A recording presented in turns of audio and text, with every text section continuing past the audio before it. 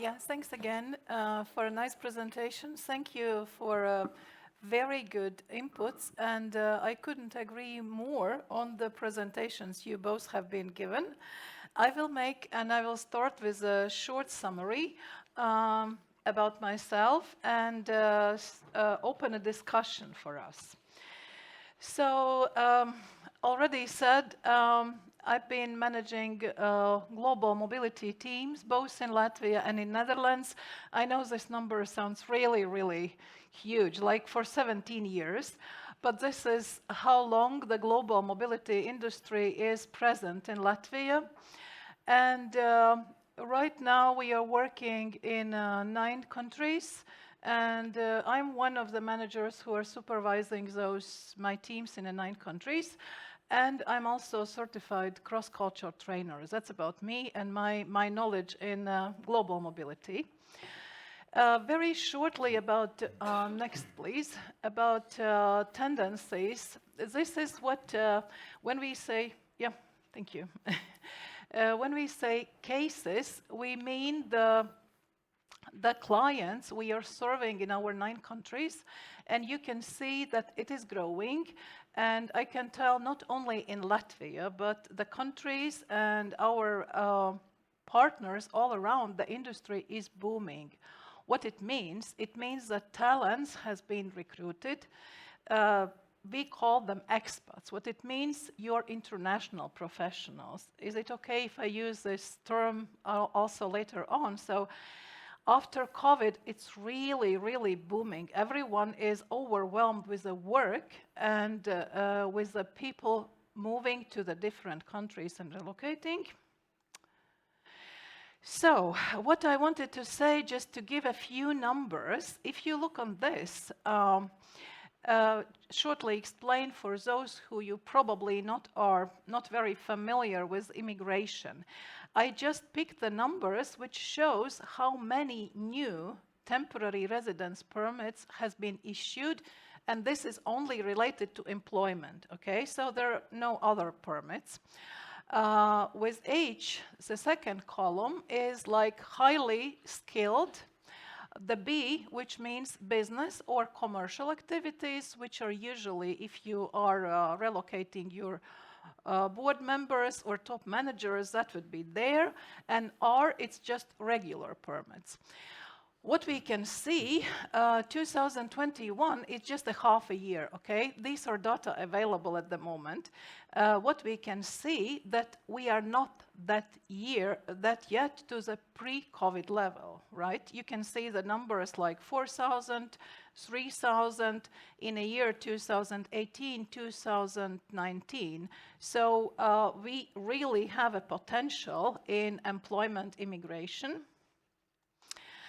And points which has been already very well highlighted by the previous speakers, and I'm looking forward to discuss now with some more examples, with some more not only challenges but also solutions. How do we do this? Is about immigration, which already has been mentioned, and about the interesting topic, which hasn't been mentioned yet, but probably I would love to hear your experience, especially from companies, is recruiters' promises. You know what it means? Well, you know, recruiters, they have to do their job, right? They have to sell and bring the talent in. And what happens, I mean, sales are sales, but then we and our relocation consultants are the first people who tell that, well, you know, you can't get an apartment for 200 euros in a city center. Not in Riga, not in Vilnius. And, well, cost is quite expensive, and you need to pay for agency fees, you need to pay your utility bills, etc., etc. What we try to discuss with our partners and companies and kind of trying to explain them that, well, sales are really good, but if you could be more realistic when you're selling location, it would really help, because quite a lot what we see, the future employees, when they come to the real actual place and when they see those costs, they're not always happy, and that's not a good thing to start, not only for us, because we are the bad guys who are telling, sorry, that's not possible. And what I wanted to mention, and we can discuss it later, because housing market in Riga for the high-skilled, or let's say high-paid employees, Riga is a perfect place. And we can compete with Vilnius and Tallinn, compare with international schools. Do you know how many we have schools in Riga, international schools? Yeah, perfect. In Vilnius, in Tallinn, 2, right? So, also the market, the housing market in Riga, it's perfect if you are able to pay, or willing to pay, let's say, 1,000 and more. That's really, really good option. For those who are coming with a kind of moderate salaries, that could be discussed. But next time we are happy to join discussion with your, next investor and convince that highly paid expats, it's a perfect place, really perfect. And cultural awareness, it hasn't been mentioned yet, but I think it's very, very important, and I hope we can hear from you. That's my short introduction, and we will move to the questions right now. And I would like to start with Anita. And I know that you have quite a lot talents, and you have been very successful in attracting talent. So my question is, how important it is right now, and if you may share some processes in recruitment, how are you doing? What are your main points right now attracting new talents and relocating them to Riga? Hello everyone. I think first of all, it is very on the top of the agenda to attract the talents, and so basically it's technical sources or IT. So that's specifically where we are looking for. To be honest, like currently it's a bit maybe not so hot market as it used to be even 1 year ago. Currently it's more stable.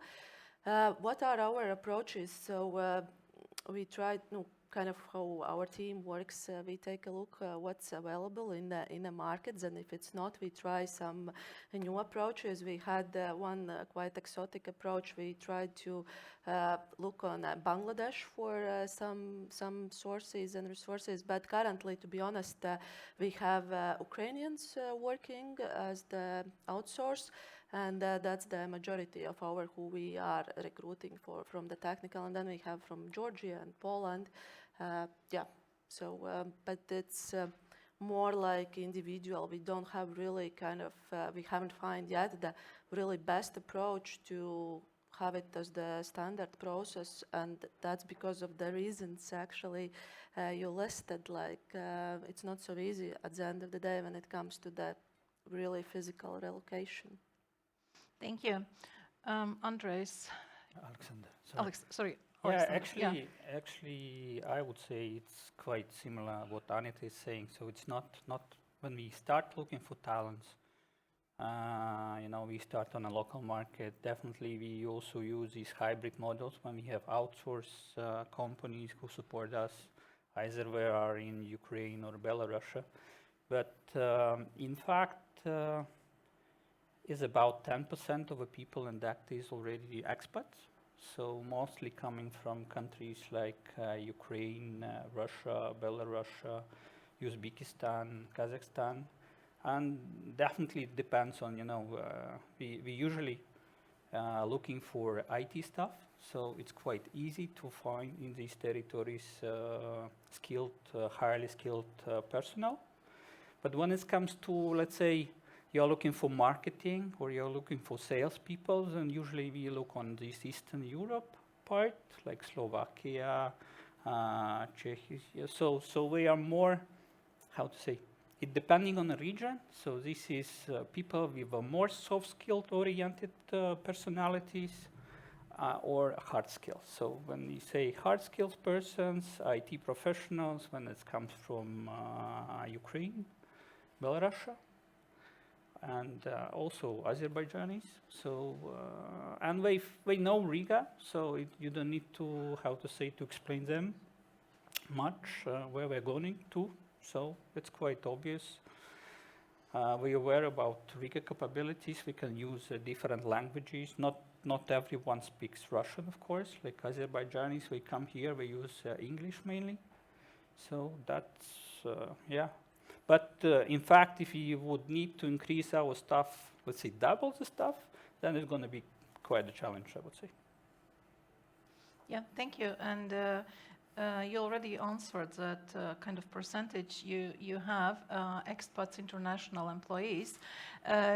Would you describe what is your typical expat like? I mean, coming with families, single, age group, you know, what you would see like a typical expat for you, Yes, for your company? So it's usually younger people, younger families as well. So part of them actually were coming to Latvia as students already, so we picked them from universities, and some were just relocating with families, usually with 1 or 2 kids even. So, and they are in mid-30s, something like that.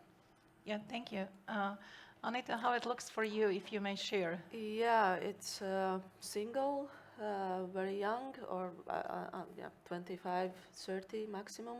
And then also kind of those, like not really like a full family. We have had difficulties that kind of full family, I mean, father, mother, and the kids. So we have, for example, I don't know how you call it, split families actually, and because then they choose to stay there actually, so it doesn't work for some reason. And I think maybe that's also how to integrate the whole family, because very often one spouse wants to come and the kids come. Yes, there are international schools, but then that another part is somewhere in the air, and we have kind of looked through the acquaintances. Okay, can you find, maybe there is a professional, but kind of that kind of the network, at least in my experience, doesn't work really well. So, and we lose those people who we could get in. Thank you, Anita. That was exactly my next question. And also in the introduction, I mentioned that what we experience, that's those very top managerial positions, higher level employees who get very good relocation packages, international schools including. That's perfect place. Riga is a perfect place for landing. But exactly as a group, what you're describing, like IT engineers, are when relocating with a family, really experiencing some challenges, let's put it so.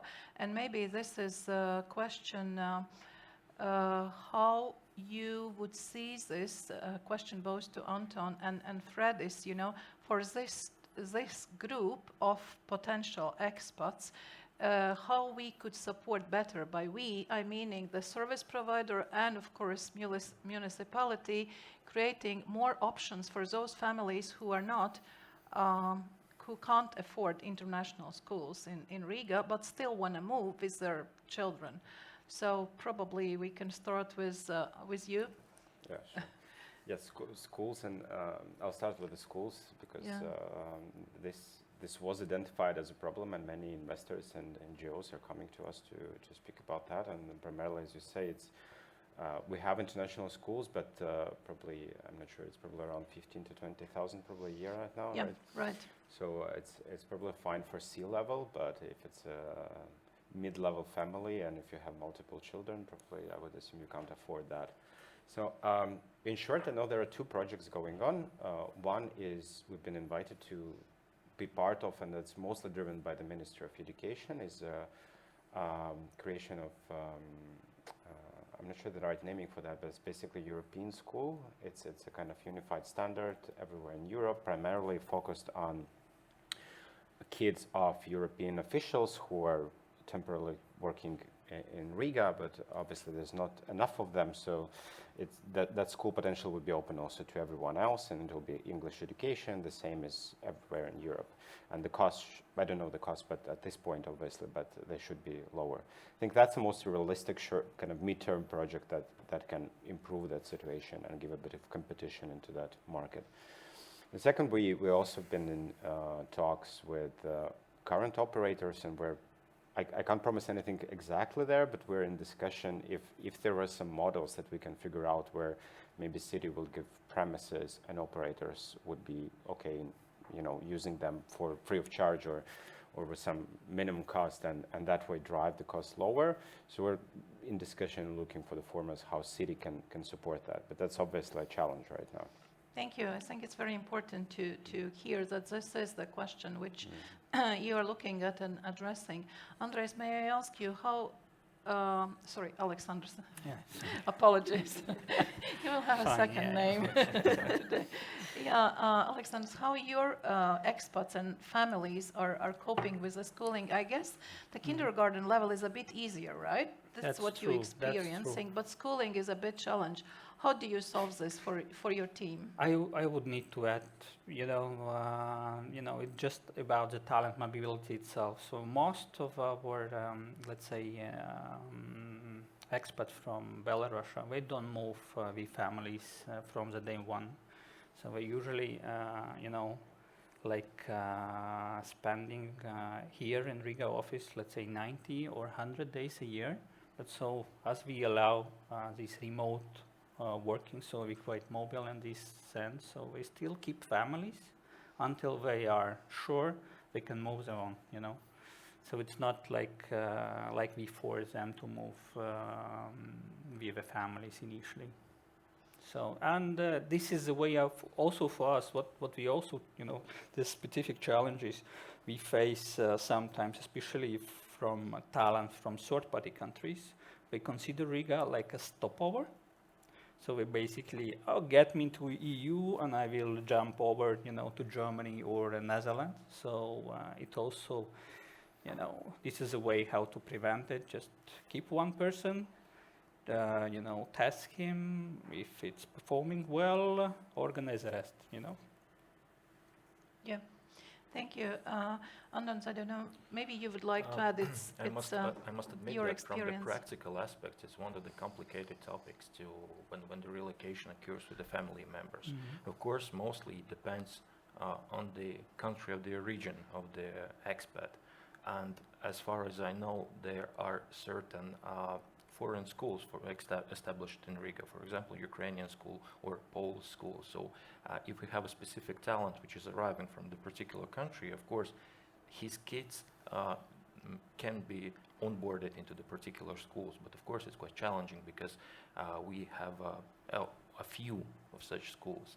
And here is maybe the topic where the community of the particular foreigner works here in Latvia, because as far as I know, there are a lot of communes, for example, Azerbaijanis in Riga, and there's where the community supports work. So they, for example, they're trying to group, and where the particular, kids go mostly in particular schools, they try to establish the group of the kids in particular schools just to not to lose their cultural links, because what is most important here, not only how expats adapt in the local society, but how they keep their ties with their country of their origin. And I must admit that Fredis told absolutely correctly, and Alexander's, it's a very complicated question, and we are in a process of solving it. There is no unique solution right now. Thank you, absolutely. And we are kind of jumping into the cultural awareness, cultural question. And Fredis, you already mentioned this, that especially right now, in an existing political situation and existing situation, we have quite sensitive topics coming up. And my question is mainly to Anita. You have experience how you are supporting and solving those questions of support for onboarding. Some of you mentioned this onboarding process, how important it is for your employees when they are relocating, and how they can switch from their own culture of origin to the Latvian business culture, to the Latvian society, communication skills, working in a team. So would you share your experience? Yeah, sure. What I have seen, it's quite difficult, and usually it's more difficult than they think it will be. And I must say that we are not those recruiters who really promise something, because okay, maybe it differs because we really will work with those people. They will knock on our doors, and we really try to be as realistic as possible, starting from the costs, the weather conditions, and things like that. So and then and then the person comes, and then there is, okay, I don't know, first second months it's like a honeymoon, everything is new, and everything likes, and then you see the people, they start to a bit get worried, or the face gets I don't know, more shadows on it. And so what I face the difficulties is really to these cultural trainings. So I don't know, maybe there is something is existing, but I haven't found really. So I don't know, what are the like typical, I don't know, eating, going out, dating habits, whatever, like, well, all what those young people need to know. So that's one what we try, just to maybe go out sometimes. We make some local events, and then what I have faced as well, difficulty, for example, to find those communities. So, for example, if this center, what Fredis, you were mentioning, so I don't know, if Georgian person goes there and can ask, okay, where is the Georgian communities, or maybe meeting points or something, that would be excellent, because I think that would really make it better place to be. Otherwise, they are just, I don't know, hanging around and looking. Thank you. I think it's very important to know that you as a company support them and acknowledge the situation. And of course, and I think there are more other providers in the market who would be happy assist with the cultural training. And I think maybe you mentioned this international house, I think in Vilnius you were showing as an example, right? So this is a plan what Riga is looking to develop in future. Am I correct? Yes, so it's the project itself is much bigger than just Riga, because Okay. it involves national state level services. So what we try to sell, and there is also some projects like SIF, for example, they have their own project of creating one-stop agency and so on. So what we're trying to do now is put together everyone, the Ministry of Interior, I think the right word in English is, the Ministry of Culture, because they work with SIF, right? The Ministry of Economics, because they have the responsibility of the human capital policy right now. So trying to put all together and sell them the idea that you don't have to create something new. We already have it in Riga.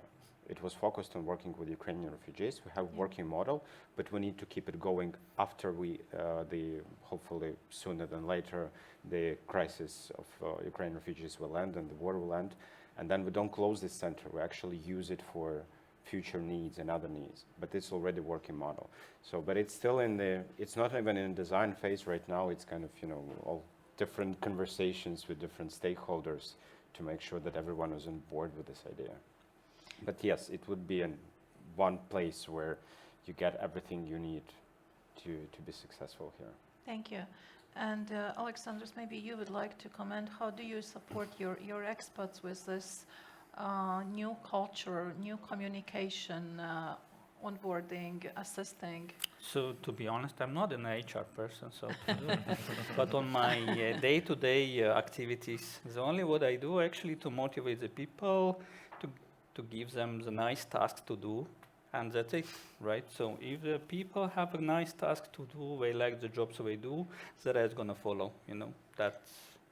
That's my view on it. And but definitely yes. So you need to help them. And it's, inside the company, so we use other expertise to get to know the places and things like that. So of course there's a lot of Facebook groups for experts as well. So somehow we manage, Wonderful, very good. Yeah. Actually, I Anita. wanted to add, there is one thing, those people to get integrated, but then we need as well to integrate or educate our own employees, because that's the success as well, how that person will feel.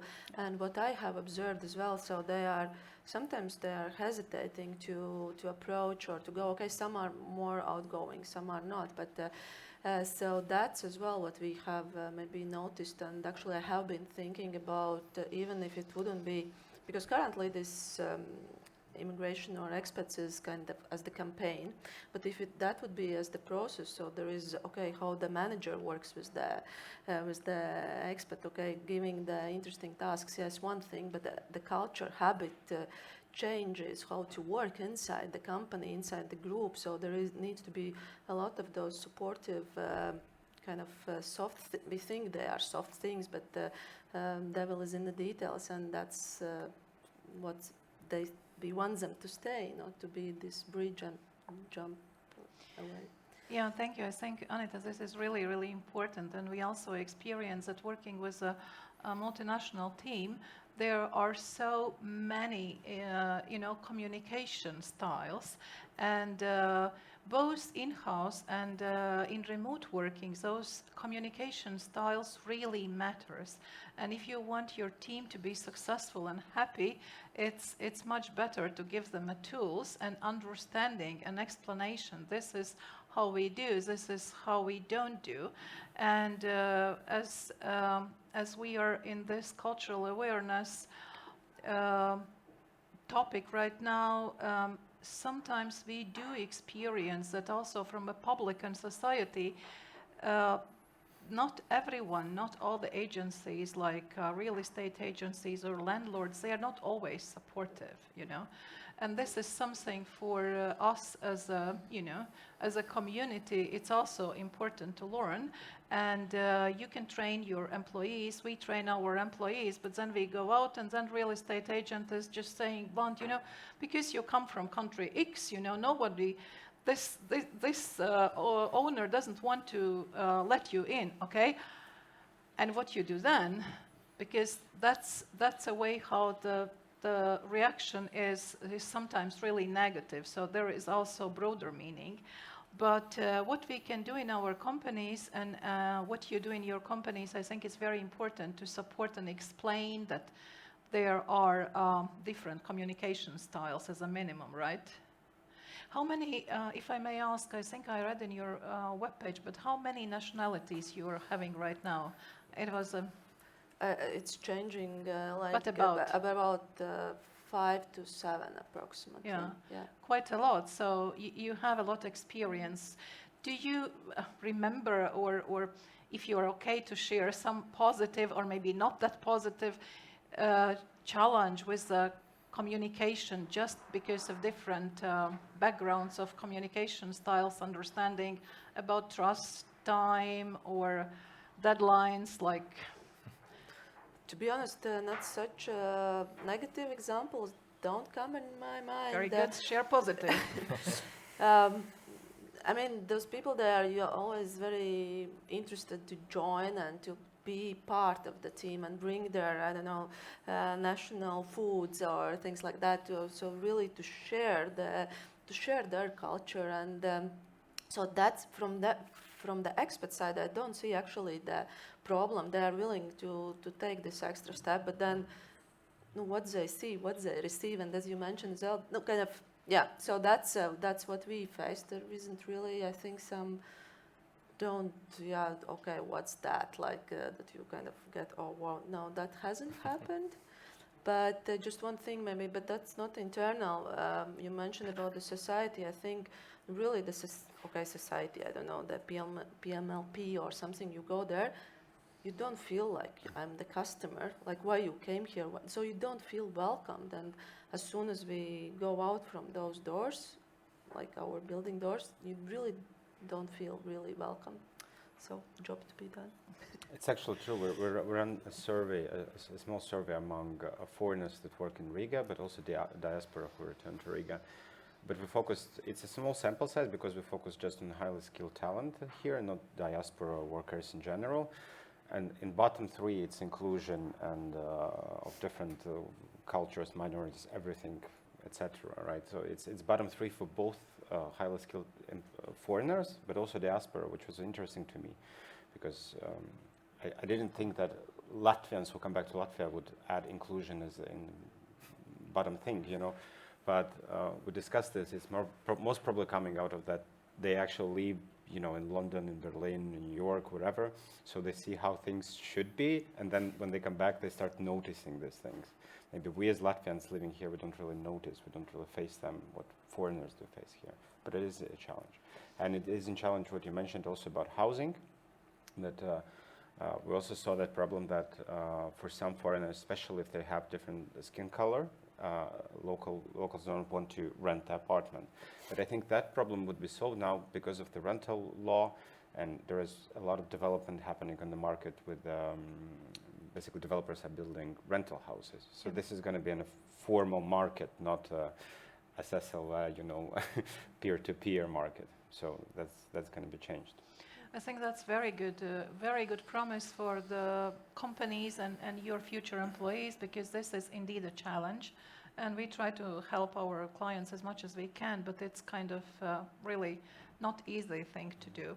So that's really good news. And going back to the immigration, we can give you some tips afterwards, which offices you better go. But it is indeed, even for us being local and our legal team, when accompanying client, but it's not, of course, the level we can discuss right now, but it is an issue in some immigration offices, not in all of them, and not with all consultants, but time to time you experience not friendly communication, and, if you can accompany your employee, or if you can hire someone to accompany him or her, then it's much easier. But even though it's not always easy and it's not always pleasant, so this is something also just to keep in mind if it's possible. And for some, it's because it's one of the first experiences, right? You arrive, you need to go there for biometrics and for other things, and it's not always easy. So when we are going to immigration, probably, Anton, you would like to, you already mentioned, but just again, very often, like you say, the expected timelines and real timelines on immigration process are not the same, right? So maybe you can give some tips and tools on a positive side, because we can share a lot of, how difficult, how challenging it is, but something you would like to share, what you did for your client, what it worked really, really well.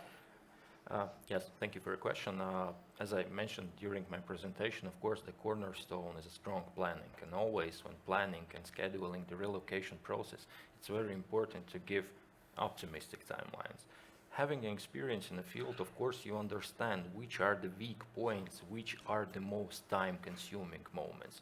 You always can count on yourself.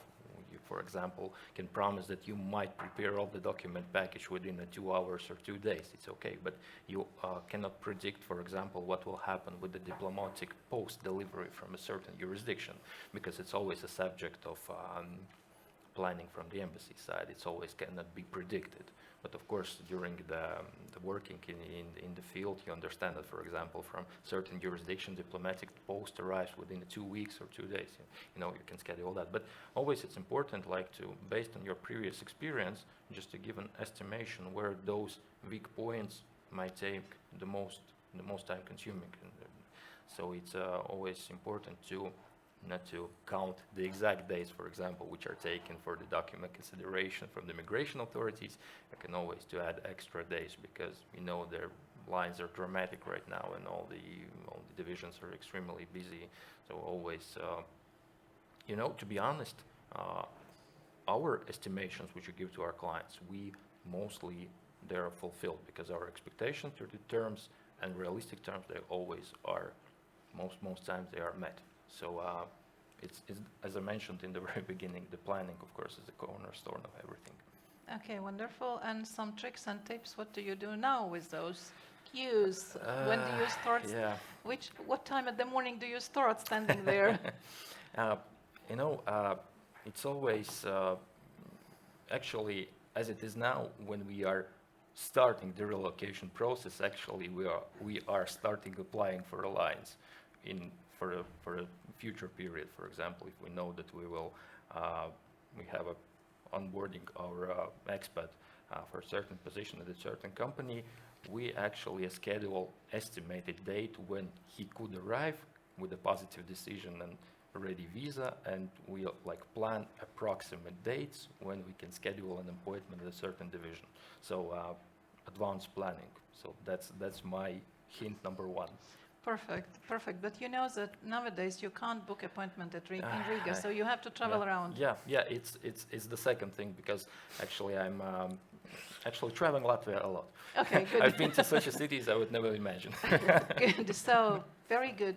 So for you also, listen to that and do very good planning in advance. And what we experience, and I would like to hear from Alexandrs and Anita. You know, very often our clients are coming, and especially the startups, they have amazing ideas, the beautiful, perfect planning, but sometimes their expectations are a bit unrealistic.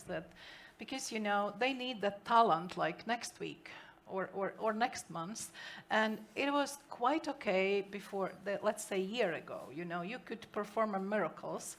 But nowadays, even with the best professional services, it's very hard to perform miracles but you can always travel to Daugavpils, you know, it just takes some time. What are your experience? How good, I mean, if I may ask, how good planners you are in this recruitment period or onboarding period of your talent?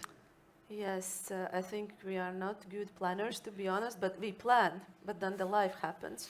And then just like, I think we take from where it stands, and that's it. Because I saw that presentation as well about that planning, and then I thought, okay, we can plan something, but I'm sure there will be changes. So to be flexible, to predict something, and that's kind of obvious. You can't do in other way. But there are some big milestones, but otherwise, no, just as it goes. Because to be honest, can't plan really very strictly, then there will be disappointment. But it's good. You kind of understand this, and you explain to your future employees as well, right? Sure, yes. Kind of, we say, okay, we hope for the best. We had one process started in May, so we get it done until the end of September, I think. But then there was in between, like when it was finished, so there was 2 days like we were in a frustration, and also the employee was in a frustration because he didn't know, okay, will I stay or I will be illegal tomorrow here? And then it's completely like, okay, what to do in that situation? Okay, and then finally we do it. But we did we did the babysitting. We take the person there and do everything, but it doesn't help. You kind of, okay, we have done everything we could. We are sure that that's the maximum we could, and then we pray and hope and see how it's happened. Very good example. Yeah, I actually have a Alexander. question. Maybe if Fredis or Anton can help to answer on these legislation changes for sole traders. Would this helps as well for Latvian companies to attract people, basically? Because it's not a secret, most of them, even they are in Ukrainian, most of them are sole traders, and so they can be still employed in Ukraine but work physically in Riga and or work remotely for Latvian companies as a sole trader. So would you see this as a step further, or is any challenges? Or it's the same issue with PMLP to get these visas anyway? I think maybe Antons can go. Yeah, I think, Anton, that would be a question too. Well, it's always a good question when something new comes into the legislation, because frequently our legislator just adopts the legislation and gives a space. Now, the question is how we apply this nowadays. So interpretation, yeah? Okay. Sometimes it's a matter of the interpretation, and I can give you a counter example, for example, of digital nomad visas, which was introduced, like Latvia advertised that we are one of the first European countries to adopt digital nomad visas with the possibility of remote work, with all these extra granted by the digital remote visas.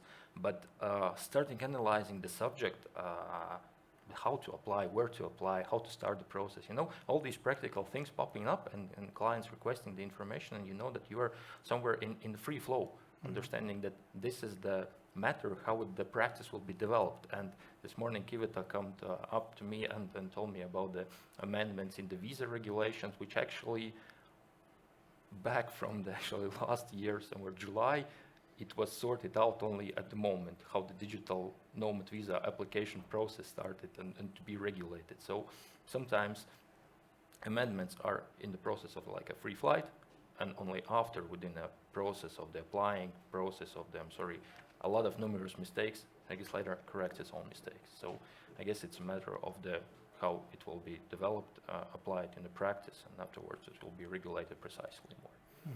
Thanks.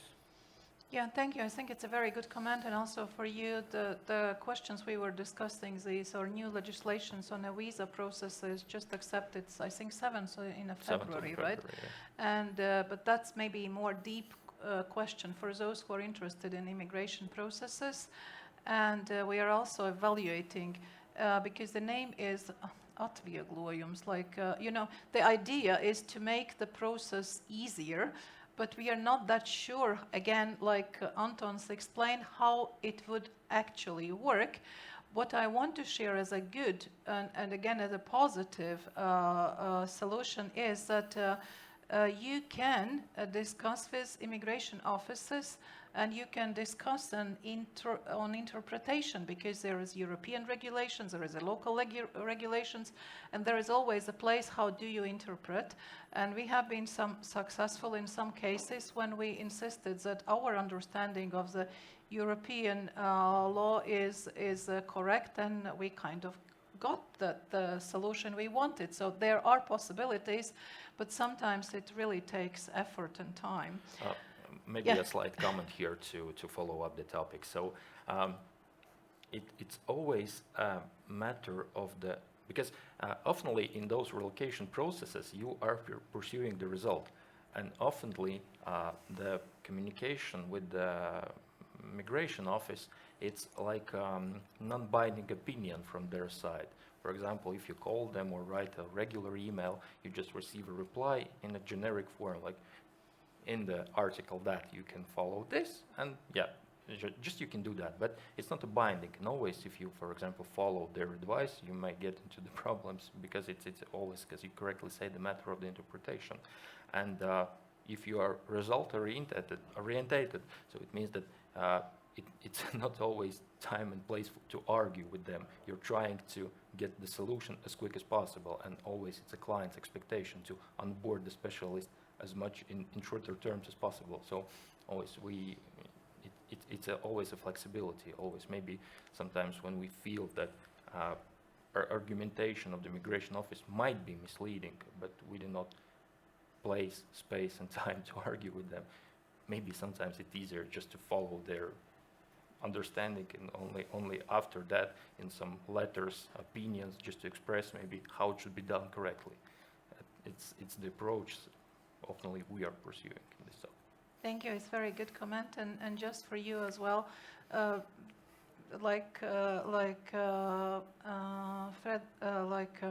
Antons, I'm mixing names, sorry, this morning, explained, be please very careful with advices getting over the phone. So if you do need something from immigration, always ask as a minimum email. So because on a phone you can get 3 different answers the same day, and it's absolutely not binding. So you can't build your case on that.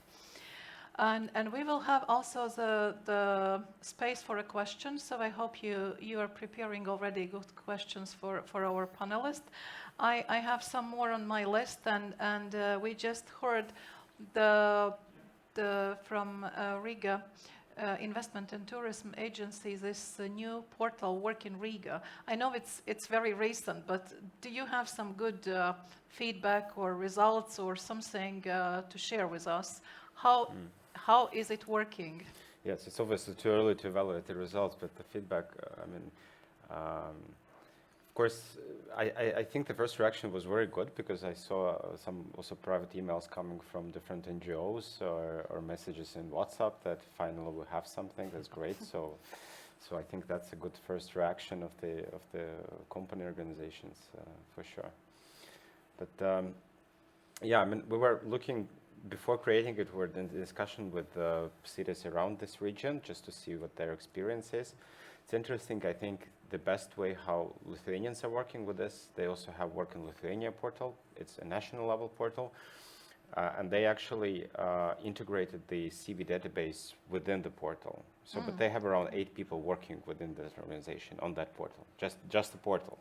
But what they do then, they measure basically the moment the CV comes in, they measure the time down to the period when the person actually comes to the country. And then they split this process into different areas, different kind of phases. And their target is to make sure to review the process and make the process shorter. So, but we were kind of choosing between, should we make our own portal? But then again, if you do that, you really need the manpower to work on it, you know, and we don't have that. We have half a person working on that. So then we decided just to integrate the data and have the feed from CV Online in this case. But what we're going to measure, the kind of the visitors from those countries which we will be making campaigns in. But that's actually an interesting question also. It was interesting to hear where you hire people from, because majority of the, I think that majority, at least in my understanding, of the flow of IT and that kind of professionals were coming from UK and Belarus and Russia, right? Which all 3 countries are out of the game now. So it's interesting, what are the other markets which we should focus on? So it's kind of theoretical question. But, yeah, actually that also made me think, like, we are talking about more about the East, but then what's about those Western people? Okay, we are saying we are like a bridge to them, but are we doing something to attract the Western people to come here? And yeah, just a question, because I thought, okay, yeah, I think maybe that's also our paradigm or mindset, how we look on things. Maybe we should a bit change it. So in my opinion, we should just more focused on universities, because actually they first attract the students and then to make them stay in Latvia. Also, these foreign students. So that's, you know, this is our focus, because they already know the environment.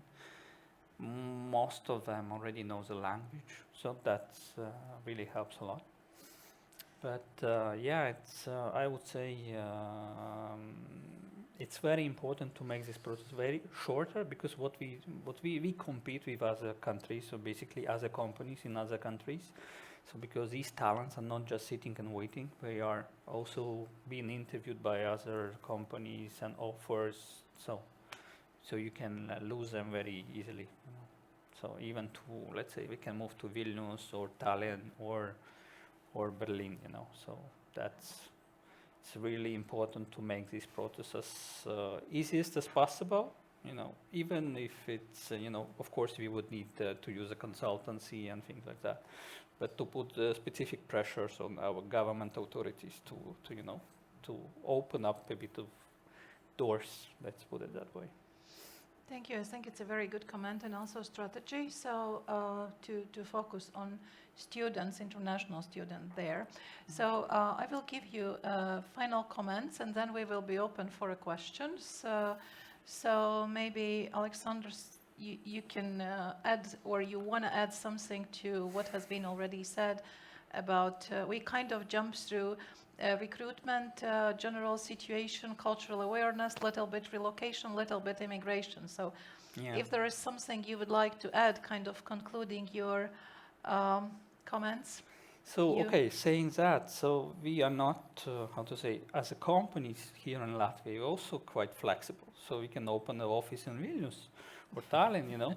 So that's definitely, you know, Latvia should compete for the companies as well. So it's both ways. And at the same time as well, we need to add the mobility aspect.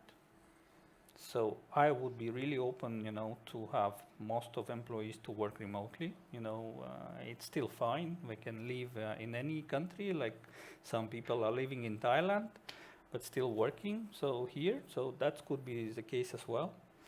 And also, you know, it's and another aspect what I have faced in the past actually was attracting highly skilled employees. And there was a guy coming from Colombia.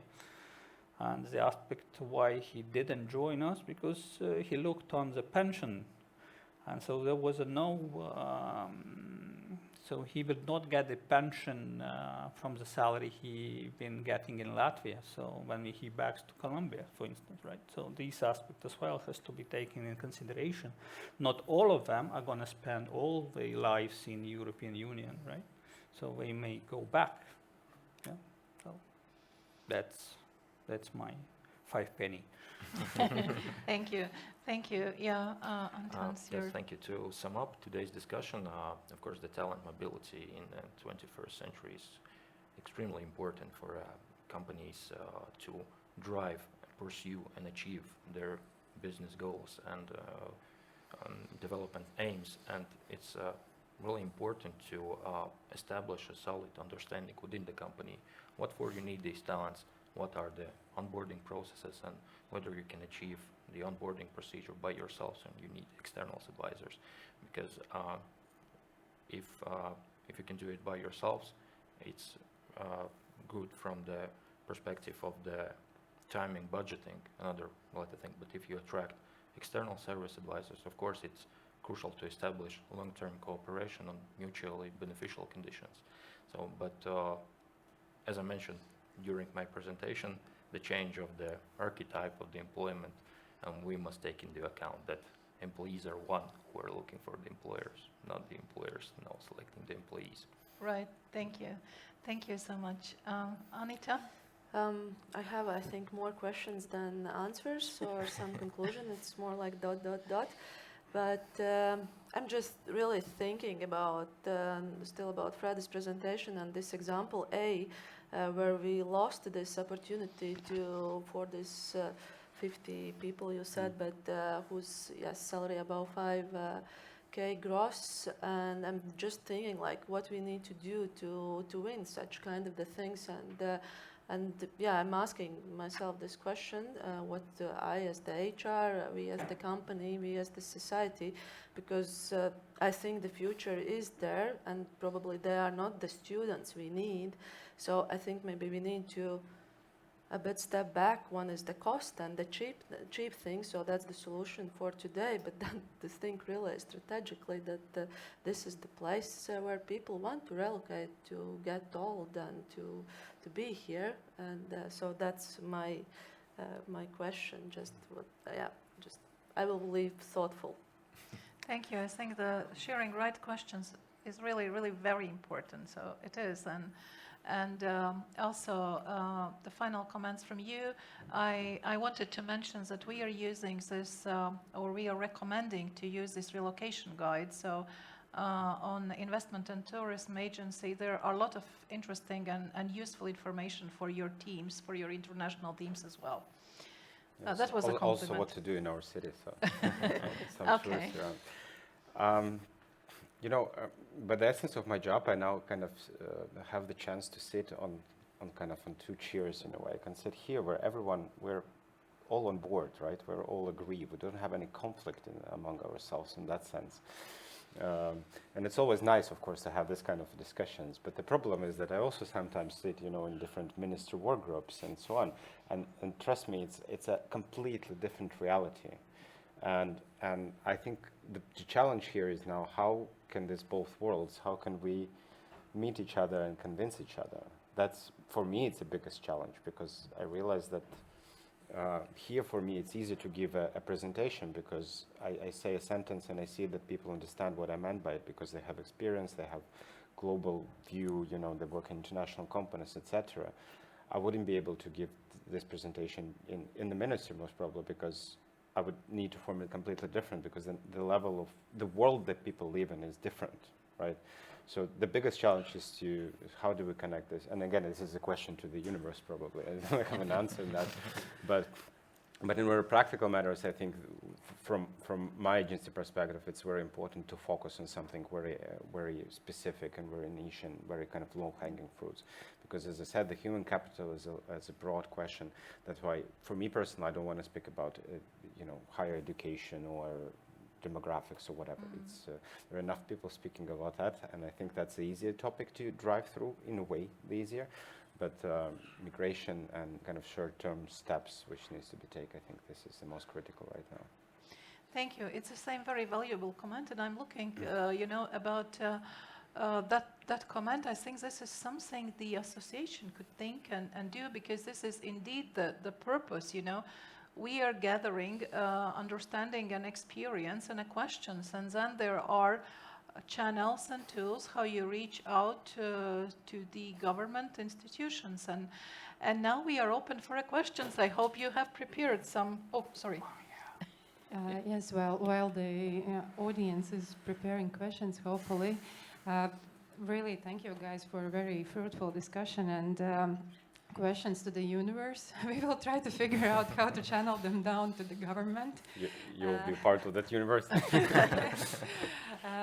Also, one note that came to my mind, someone shared a joke about Estonians, which I think that we can also apply it to Latvians very well, that when the COVID pandemic sort of ended and this 2-meter distancing was lifted, then Estonians all went like, whew, finally, we can go back to 10 meters distancing.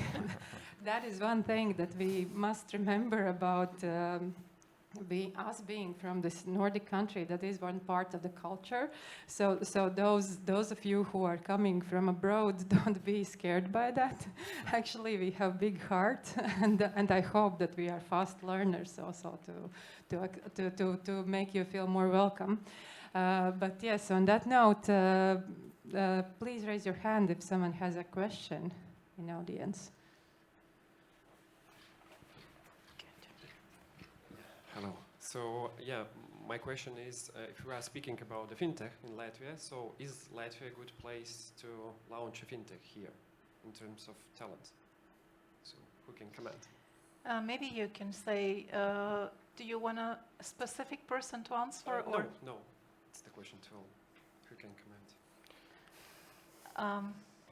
So Anita, would you comparing- try? Maybe I can start. From your experience, or- Okay, Estonia yeah. and Of course, Lithuania. it's a very broad question, and luckily that we have a quite broad panel who can reply on this question from the various perspective. Of course, if you will ask me if it's good to launch a fintech in Latvia from the perspective of legal establishment, requesting of the particular, for example, license, establishing company, setting up the personnel, of course, there is might be a sufficient administrative burden coming from the legislation in this particular matter.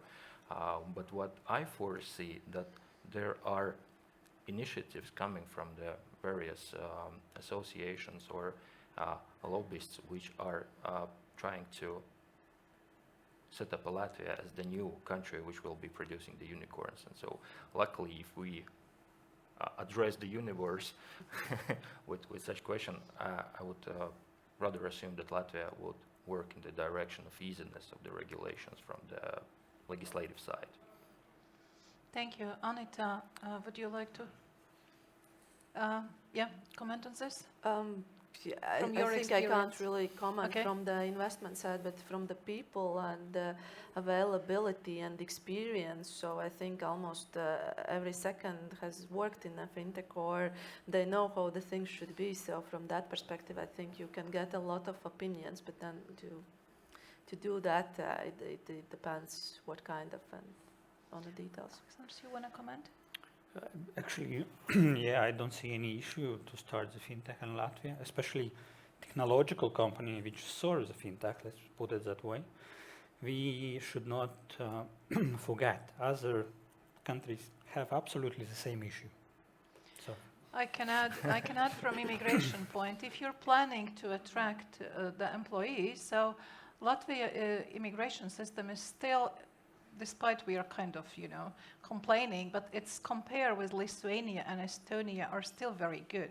There are some specific restrictions right now for Russian and Belarusians, which makes this really challenging at the moment for those particular countries. And of course, a lot of companies have suffered because of that, and some investments has been stopped. But if you're looking for the other countries, Latvia is still a very good place. And okay, because there are some practical reasons why this immigration offices are just overbooked at the moment. But generally, Latvia is still very good, especially for high qualified migrants and blue cards, it's really good. So you should keep it in mind, because in Estonia, if you probably know, there are quotas on immigration. In Lithuania, it's very much or similar with Poland, so it's heavy. It's really not easy. Even they are improving now, right? But we still are very good in Latvia on that. Did we answer your question? Yeah. Perfect. So, Anyone else? I think I should address this question either to Antons or Fredis, but for past year or more, I've been thinking that, for example, LIA has a very good initiative for this startup visa for people who want to open startups. Basically, they can come on some kind of a more easy ways to Latvia and open some, I don't know, fintech startup or any company. Is it possible to create such initiative, for example, for companies in technology, if we need to relocate people, for example, from third countries, I don't know, from China? I have seen, for example, Bolt relocating people from Japan or anywhere in the world.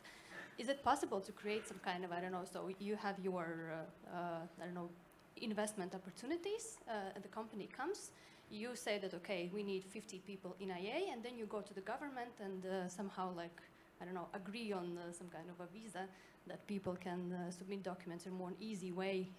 The same is happening with these startup visas. The startup visas are focused on the owners, right? So it's, Yep. yeah, it's for the owners. Okay. Well, I would assume that if I would ask that question probably to the minister, to PMLP, I would probably receive an answer that there are blue cards meant for that, right? So basically, Yeah. highly skilled talent can go through that process, which is kind of easier process than the general process. But I still think that the problem is, in my opinion, and I kind of was involved in this topic a bit more deeper a few years ago, that on the paper, the process is fine, but when you come to reality, the interpretation, the execution is different. I still remember we were sitting in the, I was working in one NGO, and we had a work group where we had lawyers and different representatives of the companies, and discussing what's the challenge within the process, also within the blue cards. And one company who is, has tons of lawyers and is processing probably tens or hundreds of employees on a regular basis, they said, we don't have any problem. Everything is fine. And then when I realized, because they're so big that in PMLP, they have a dedicated employee who works just with them. So the most competent they can have. So they have their unofficial green corridor. But then the mid-sized company with 200-300 people, they said, no, we every time we get a new person by the counter and they request different kind of documents, every time it changes, then they realize that they don't need something, or they remember they need something else. So the competency of the employees is a challenge. So there is no consistency and no clear kind of expectations what to do. So I think, yeah, that's maybe not even, but I am mistaken. I think maybe that's not even a legislature problem, because the blue card is kind of created just for that reason which you mentioned. The problem is the execution of that, how that actually works. Like years ago, there also was a problem again with the timeline. Like PMLP told to me that we have one of the shortest times of executing, etc. Yes, but you need to look at the whole experience. I talked to one IT company who were bringing people from India, and I heard that the problem now is solved. But the problem was that the diplomatic post between India and Latvia is once a month. So if you submit a document in the embassy, the next day the post is gone, you have to wait a month before the papers actually will be sent to Riga, which is ridiculous, because you submit them in Latvian embassy with the official employee of Latvia, right? So he can verify that you're a real person, these real documents, and you just scan them. So that's now being solved. So there are a lot of these, small things to the process, but everyone is looking on their own kind of. PMLP is looking at the moment they receive the papers and then they process them. But the user experience is much broader than just one organization. I think there is no one responsible for the process from A to Z, and that's kind of a challenge right now. Fredis perfectly underlined the matter of the paper and reality, absolutely, because everyone looks from their own perspective. But at the same time, I wouldn't underestimate the role of the Latvian Investment Agency, because, for example, during the COVID time, they took a significant role on their shoulders by giving those permits to enter for specific foreigners, which were allowed to enter. And if we're talking about the startups, I assume the first thing was that Latvia had to adopt this regulation coming from the directives to establish this climate for startups. But on the other hand, how it works practically. And unfortunately, I do not have any statistics how many startups were established as per this program. But I assume that most are using and utilizing these blue card possibilities to receive their residence permits here and running the businesses. Yeah, I think both answers are very correct. Are you happy with the answers? Wonderful. So